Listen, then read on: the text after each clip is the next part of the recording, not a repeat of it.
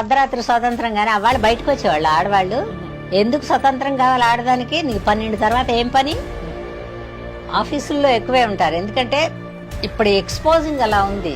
వాడు అనొద్దన్నా కూడా అనేలాగా వెళ్తున్నామే మనం. ఎప్పుడు ఎదుటి వాళ్ళకి తప్ప అనకూడదు, మంది కూడా కొంచెం ఉంటుంది. కరెక్ట్. మన I been a huge fan of her acting. So ఇటువంటి ఐడియాస్ ఒపీనియన్స్ ఇస్తుంటే it makes me little heart broken. అయ్యో మనకి ఫేవరెట్ అనుకుంటున్నటువంటి ఆర్టిస్ట్ ఇలా మాట్లాడుతుంటే when they have problematic ideas that dichotomy as to what do we do.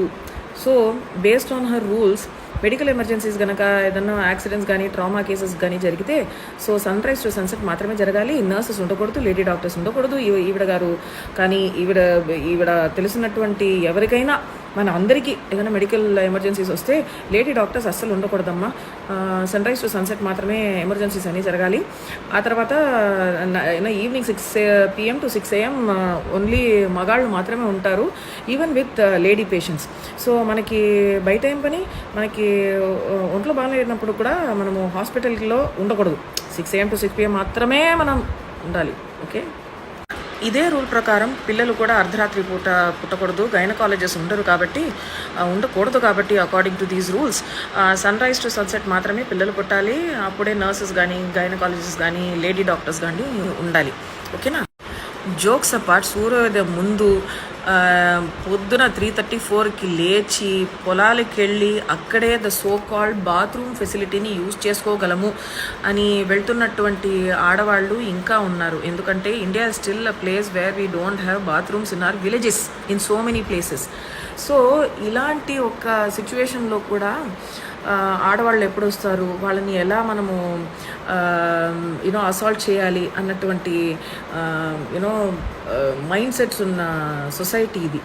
అప్పుడు ఈ rape కల్చర్ని ఎంకరేజ్ చేస్తున్నటువంటి స్పీచ్లు ఇస్తుంటే బేసిక్లీ అమ్మాయిలు ఇలా డ్రెస్ చేసుకోవటం వల్ల, జుట్టు ఇలా ఉంచుకోవటం వల్ల, బొట్టు పెట్టుకోలేదు కాబట్టి, బికాస్ ఇవన్నీ నేను వేసుకోలేదు కాబట్టి నేను చెప్తున్నా, నో బొట్టు, జుట్టు ఓపెన్ అండ్ షార్ట్ క్లోత్స్ వేసుకుంటున్నారు కాబట్టి all of this sexual assault is happening on women only because of women అన్నది ఇస్ కాల్డ్ రేప్ కల్చర్. అయినా నిజంగా ఎటువంటి దుష్కర్మ ఉంటే ఇటువంటి భారతదేశంలో అమ్మాయిలుగా పుట్టడం ఎంత పెద్ద ఒక బ్యాడ్ కర్మ అన్నది ఇప్పుడే I'm thinking, why should we be born as women in this stupid country where we're getting advices from people. అమ్మాయిలకి బయట ఏం పని, అమ్మాయిల్ని ఎందుకు చదివించాలి, అమ్మాయిలకి ఎందుకు డౌరీ ఇవ్వకూడదు, ఇటువంటి కాన్సెప్ట్స్ని ఆర్గ్యూ చేస్తున్నటువంటి, డిఫెండ్ చేస్తున్నటువంటి సొసైటీలో 2024లో ఉన్నాము. మన కర్మ కాలిందిరో.